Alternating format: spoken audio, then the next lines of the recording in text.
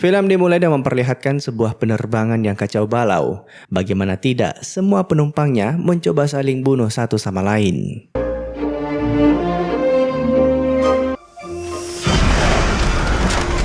Apa yang terjadi sebenarnya? Untuk menjelaskan insiden tadi, kita akan mundur sejenak ke 12 jam sebelumnya.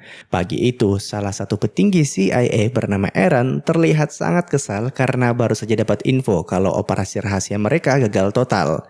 Demi menangkap seorang buron bernama Ghost, intelijen mengirim beberapa anggota pasukan SWAT ke Bangkok.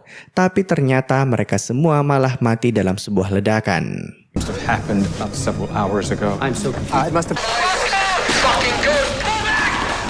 The Ghost. Ghost terkenal sering meretas berbagai sistem perbankan maupun pemerintah. Ada ratusan perusahaan raksasa yang bangkrut akibat ulahnya. Saking jagonya, sampai saat ini semua CCTV tak bisa menangkap wajah sang hacker. Kalaupun tertangkap, hasilnya akan seperti ini. What's that? What am I looking at? Well, that's the only person to leave the warehouse alive. Do you realize how fucking important this is? Aaron semakin panik begitu atasannya mulai mengetahui soal kegagalan misi tadi. Parahnya, akibat insiden ini mereka kehabisan agen di Bangkok. Sedangkan targetnya sebentar lagi akan terbang ke luar negeri. Singapore team now. The Singapore team is over an hour away. The airport. Shit. We need someone in Bangkok now. Kita berpindah sejenak untuk memperkenalkan tokoh utama dari film ini. Seorang mantan agen rahasia bernama Lucas Reyes. 2 tahun setelah dibuang oleh negaranya, tiap hari ia menghabiskan hidupnya untuk mabuk-mabukan. Namun sore itu ketika sedang asik bersantai di sebuah bar, tiba-tiba ia dikagetkan oleh sebuah panggilan dari kenalan lamanya, yang tak lain adalah Agent Bourne. Seriously calling me after 2 years? I am not a toy that you can pick up and put down. Tak lama setelah telepon berakhir, beberapa orang memasuki bar tersebut dan sepertinya mereka mengincar Lucas. Terjadi kericuhan besar, namun scene malah berpindah untuk menunjukkan sosok Bourne yang mulai panik karena tawarnya tadi ditolak. Makanya sekali lagi ia mencoba membujuk Lucas yang terlihat sudah selesai bertarung. Intinya, Bourne berjanji akan memberikan imbalan yang fantastis jika ia bisa menangkap Ghost hidup-hidup. Tak sampai sana, pemerintah juga akan mencabut namanya dari daftar blacklist sehingga Lucas bisa pulang kampung ke Amerika. In a taxi right now, you head to the airport. I will have a passport waiting for you by the... Do you understand? Fuck! You have nothing to lose and everything to gain. Taxi! Berdasarkan info di dark web, Ghost dipercaya akan kabur ke San Francisco menggunakan pesawat komersil. Oleh karena itu, setibanya di bandara, Lucas langsung diberikan sebuah paspor baru dan tiket menuju kota yang dimaksud. Masalahnya, sejauh ini pemerintah belum tahu seperti apakah wajah Ghost. Tapi paling tidak mereka punya satu petunjuk, di mana berdasarkan hasil rekaman CCTV, mereka yakin orang yang diincar saat ini habis terkena tembakan. Our latest intel is that he's bleeding, so he shouldn't be too hard to find. So you're saying you don't have any information? Find the target, deliver the target. Singkat cerita, sebelum para penumpang masuk, seperti biasa, semua awak kabin berkumpul untuk briefing singkat. Mereka mencoba memberikan pelayanan yang terbaik, mengingat pesawat ini terdiri atas 3 kelas, yaitu ekonomi, bisnis, dan first class. Nah, Lucas sendiri berkesempatan untuk duduk di kelas bisnis.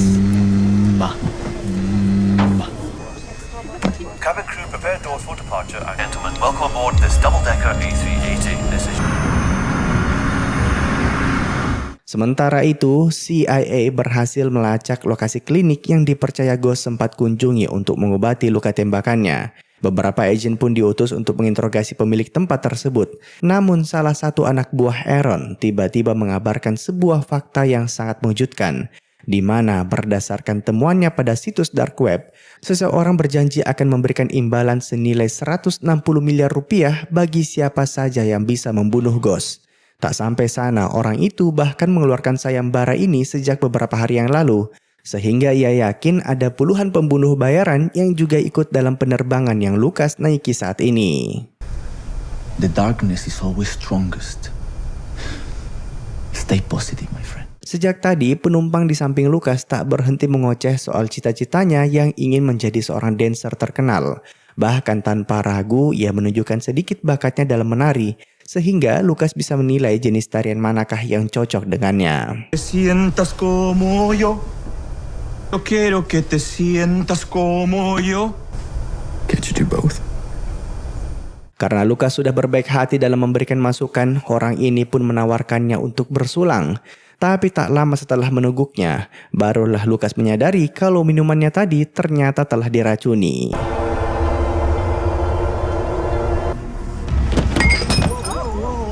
What did you put in my drink? Hebatnya, sekalipun sudah meminum cairan bius yang dosisnya mampu menidurkan seekor kuda, Lucas tetap masih bisa bergerak. Makanya Kane terpaksa menyeretnya ke kamar mandi untuk dihabisi di sana. Tapi ternyata Lucas masih bisa memberikan perlawanan.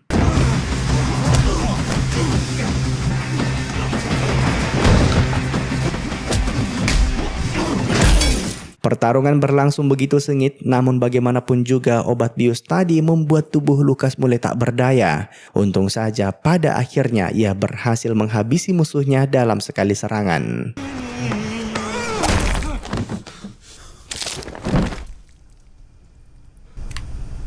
Oh, fuck. Sekalipun sudah berhasil mengalahkan musuhnya, masalah Lucas belum berakhir. Karena saat ini tubuhnya mulai lumpuh akibat obat bius tadi.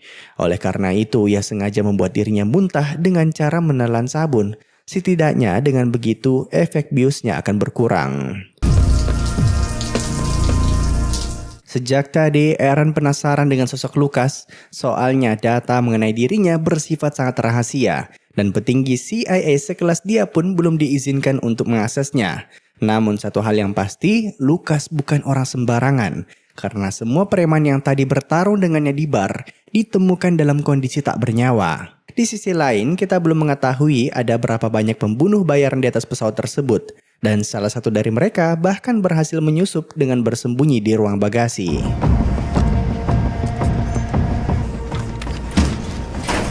Anyway, di dalam pesawat itu terdapat 2 air marshal. Dan salah satunya mulai mencurigai Lucas. Soalnya sejak tadi tak kunjung keluar dari kamar mandi. Masalahnya, sekalipun berhasil menyembunyikan mayat musuhnya di atap, tapi bekas pertarungannya masih berserakan di mana-mana. Alhasil...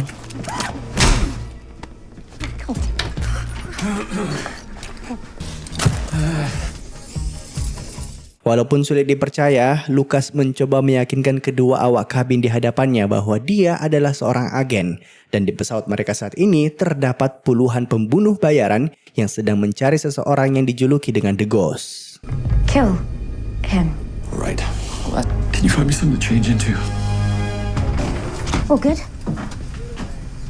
Setelah berganti pakaian, Lucas segera memerintahkan Isa ke ruang kokpit dan memperingatkan sang pilot agar mengunci ruangannya. Sedangkan Lucas sendiri mulai memeriksa daftar penumpang demi mencari sosok The Ghost. Namun baru juga menyisiri satu sisi, mereka malah menemukan lencana milik salah satu air marshal dan sepertinya dia telah dibunuh oleh seseorang. What happened?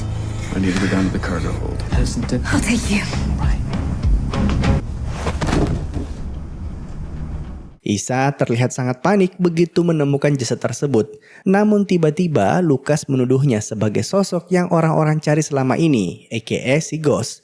Berdasarkan pengamatannya, Isa sepertinya sedang mencoba menyembunyikan luka yang berada di balik bajunya. Namun saat Lucas menyampaikan tuduhannya ini, seorang pembunuh bayaran diam-diam mendengarkan percakapannya. Dan begitu ada kesempatan, dia langsung melayangkan serangan. There you are. Karena tak bisa lagi berbohong, Isa pun mau mengakui identitasnya. Dan sekalipun Lucas berniat untuk menahannya, tapi paling tidak dialah satu-satunya orang yang bisa membantunya keluar dari situasi saat ini. Dibanding menghadapi puluhan pembunuh bayaran, Isa lebih memilih ditangkap oleh CIA. Pada akhirnya, keduanya pun sepakat untuk bekerja sama. You can't have, because you need me alive. But I guess this is the best option. And don't call me Isa the Ghost. Sejak tadi, Isa ternyata belum memperingatkan para pilot untuk mengunci ruang kokpit. Makanya Lucas terpaksa menyampaikan situasi ini ke mereka secara langsung. Tapi tentu saja ia masih mencoba merahasiakan siapakah sosok Isa sebenarnya. Dari sana, agar tak menimbulkan kecurigaan, mereka berdua mencoba bersikap normal dengan cara melanjutkan penyamarannya masing-masing. I'll get the coffee for AJ. Coffee for you, sir? Thank you. Wise motion. So just take your time. Lucas kembali mencoba mengecek daftar manifest, khususnya para penumpang yang berada di lantai atas, alias first class. Tapi ketika sedang berbincang dengan salah satu awak kabin, tiba-tiba ia diserang oleh ibu-ibu. Tentu saja ini bukan ibu-ibu sembarangan, karena sekalipun sudah dihajar berkali-kali, ia tetap bisa bangkit dan memberikan perlawanan.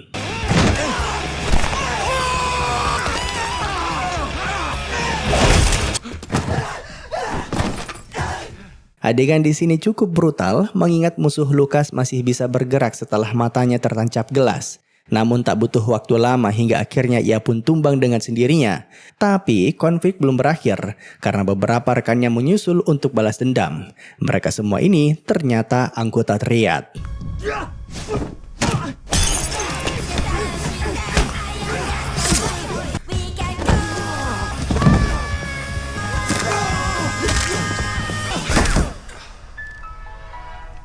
Di saat yang sama, salah satu pembunuh bayaran berhasil membongkar penyamaran Isa. Namun ketika akan beraksi, tiba-tiba dia malah mati akibat keracunan. Ternyata Isa berhasil mengetahui niat busuknya lebih dulu dan sudah meracuni minumannya sejak tadi. Lucas sendiri saat ini masih sibuk bertarung. Bagaimana tidak, jumlah anggota triad yang ingin membunuhnya ada 5 orang.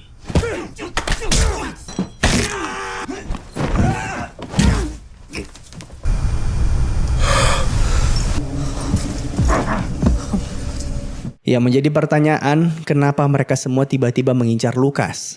Dan begitu ditelusuri, ternyata semua hitman telah memegang identitasnya. Orang yang memasang sayembara ini sepertinya tidak suka dengan Lucas yang dianggap melindungi Isa. Makanya dia juga memasang harga untuk kepalanya. We have to figure out just how fucked we are.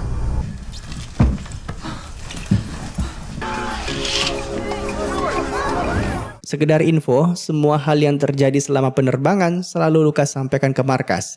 Dan hal itu membuat Aaron semakin penasaran dengan sosoknya. Agen Byrne pun mulai bercerita kalau dulu dia dan Lucas adalah sepasang kekasih.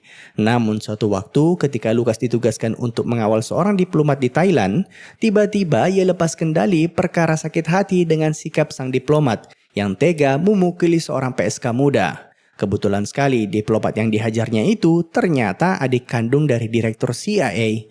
Makanya Lucas langsung dijatuhi hukuman berat, tak hanya dipecat, namanya juga di blacklist dari Amerika.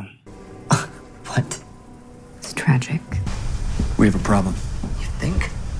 Situasi di atas pesawat semakin memburuk karena sekarang semua hitman benar-benar mengincar Lucas. Syukur saja sejak tadi dia bersembunyi di ruang awak kabin.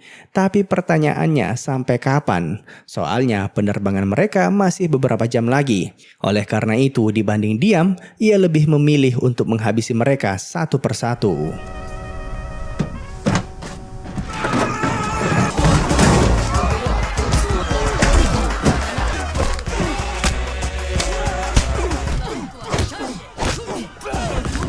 Musuh seakan tak ada habisnya, sampai-sampai Isa harus ikut bertarung. Namun salah satu asasin diam-diam menyelipkan sajam dalam klarinetnya dan berhasil menikam tubuh Lucas.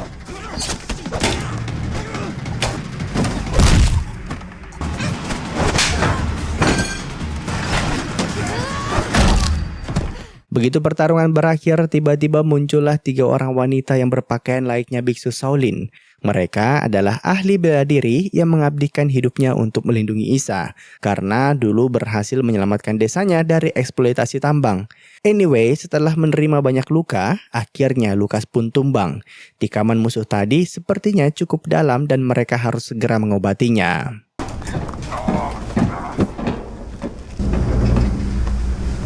Thank you. Di sisi lain, setelah menginterogasi pemilik klinik tempat Isa dirawat kemarin, akhirnya CIA berhasil mengidentifikasi wajahnya. Namun anehnya, tak lama setelahnya, informasi rahasia itu tiba-tiba bocor ke semua hitman yang berada di atas pesawat. Dan disinilah kita menyadari kalau Aaron ternyata telah berkhianat. Syukur saja Agent Byrne langsung menyadari aksi busuknya itu. But you are playing both sides. In the last 2 weeks of your life where you can just come clean. Sejak awal, Ghost aka Isa memang sudah menimbulkan banyak kekacauan di berbagai negara. Namun baru-baru ini ia dipercaya berhasil menciptakan sebuah komputer kuantum yang dapat membuka enkripsi dari semua sistem blockchain. Itu artinya semua mata uang kripto dalam ancaman. Siapapun yang mampu merebut mesin itu dari tangan Isa, maka akan dipastikan akan jadi biliuner. Makanya Aaron menawarkan kerjasama. Lagi pula tak ada gunanya jika CIA menangkap Isa hidup-hidup. As they're all dead and we will have the device. You and I are about to be the only two people on Earth who know about this. You join me? Cuts out. Dari sini kita akhirnya menyadari kalau Isa bukanlah hacker jahat seperti yang orang-orang rumorkan. Bahkan perusahaan-perusahaan yang dihancurkan tak lain adalah yang terbukti mempekerjakan anak-anak korban perdagangan manusia. Ia mengabdikan hidupnya untuk menyelamatkan mereka karena dulu pernah mengalami hal yang sama. Dan karena sudah menyelamatkan nyawanya, dengan senang hati Isa juga menjelaskan ke Lucas soal komputer kuantum ciptaannya. That's a reality.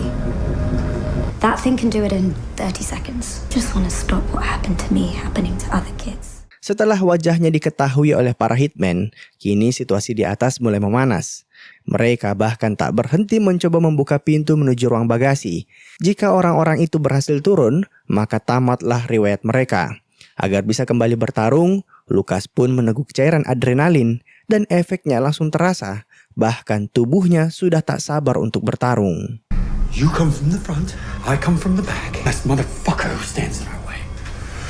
Kocaknya, ternyata cairan yang Lucas minum bukan adrenalin, melainkan racun katak. Makanya tingkahnya sangat aneh. Tapi bagaimanapun juga, ide tadi tak terlalu buruk. Oleh karenanya, tanpa pikir panjang, mereka semua langsung bersiap-siap untuk melakukan eksekusi.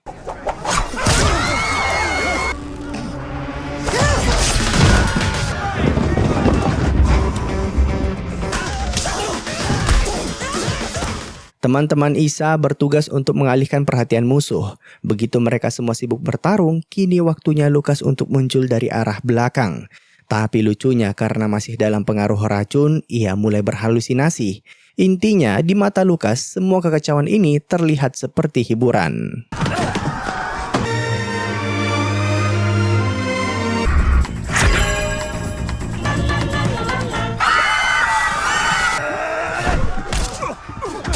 Di antara para pembunuh bayaran, ada 2 orang yang berhasil menyusupkan senjata api ke atas pesawat. Dan dengan bodohnya menggunakan senjata itu seenak jidat. Mereka lupa kalau tekanan di luar pesawat sangat tinggi. Oleh karena itu, jika ada satu peluru saja yang meleset dan berhasil melubangi jendela, maka tamatlah riwayat mereka semua.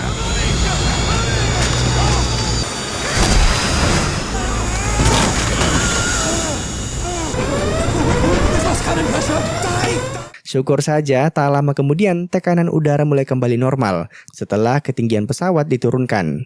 Tapi sang co-pilot yang penasaran dengan situasi di ruang penumpang nekat untuk membuka pintunya.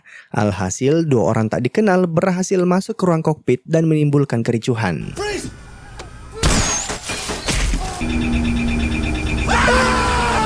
Tubuh Lucas semakin melemah karena salah satu tembakan tadi berhasil mengenai tubuhnya, sedangkan jumlah musuh masih sangat banyak. Untungnya, tak lama kemudian Isa tiba-tiba muncul untuk memberinya sebuah chainsaw.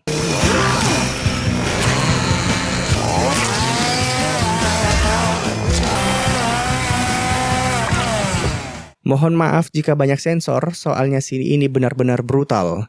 Lucas memanfaatkan mesin itu dengan sangat baik dan membantai musuhnya tanpa ampun. Namun di saat semua hitman sibuk melawannya, ada satu yang diam-diam mengincar nyawa Isa.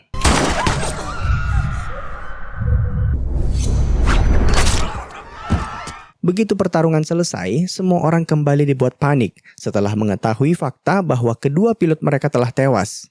Karena tak ada pilihan, Isa pun langsung mengambil alih kemudi. Sebentar lagi mereka akan mendarat di kota San Francisco dan Aaron bersama atasannya sudah bersiap di landasan. Rencananya begitu pesawat mendarat, mereka akan langsung mencuri komputer ciptaan Isa. Tapi anehnya sampai akhir pesawat yang Lucas tumpangi tak kunjung datang. It's probably the fog. Apa yang sebenarnya terjadi? Apakah sejak awal Agent Byrne hanya pura-pura bekerja sama dengan Aaron? Tapi anehnya, setelah membunuhnya, ia langsung menelepon Lucas untuk menanyakan keberadaan Ghost serta komputer ciptaannya. Kemungkinan besar Agent Byrne ingin menguasai alat itu sendirian. Syukur saja Lucas berubah pikiran. Setelah mengetahui niat baik Isa, ia lebih memilih untuk melindunginya dibanding menyerahkannya ke CIA. Do you have it or not? You just threw away your fucking life. By the way, sejak awal penerbangan ini ternyata bukan mengarah ke San Francisco. Sebelum pesawat lepas landas, Isa sudah berhasil meretasnya dan mengubah tujuannya ke negara yang berbeda. Sehingga ketika mendarat nanti, Lucas tak perlu khawatir akan kemunculan CIA. You saved me too. Akibat kehabisan darah, Lucas sempat jatuh pingsan dan begitu sadar sudah berada di tempat yang berbeda. Tapi baru juga bangkit dari kasur, situasi kembali kacau balau. Sepertinya beberapa musuh berhasil menemukan markas Isa. Oleh karenanya, mereka harus segera kabur. We're not done yet. Dan dengan begitu, film pun tamat. Ya, ending film ini sangat menggantung. Karena sepertinya akan ada lanjutannya. Kita tunggu saja bersama. Terima kasih telah menonton. Sampai jumpa di film selanjutnya. Jangan lupa komen, like, dan subscribe.